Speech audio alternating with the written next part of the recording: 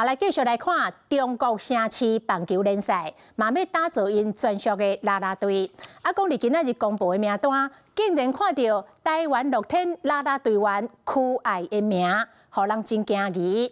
这个乐天球团讲，曲爱的合约是1年1签，年底到期，新合约还阁咧试接。啊，那曲爱本人是回应讲，目前一切拢还未定案。 穿古锥的衫伫跳舞，乐天女孩求爱，其实因过无跳舞的经验，为了挑战自我，为2024年加入啦啦队，可怜即马各种舞拢可以未到。不过今日公布的 CPB 中国城市棒球联赛啦啦队的决选名单有伊的相片，敢讲新球季伊要离开乐天啊。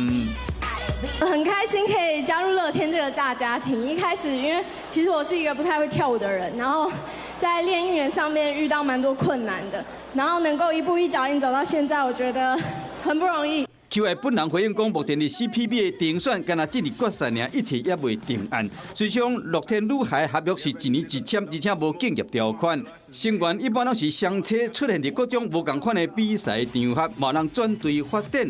乐天女孩公关表示讲，球爱合约到今年的年底结束，新的合约要伫季接。针对啦啦队西进到中国，球评认为这是正常的商业行为。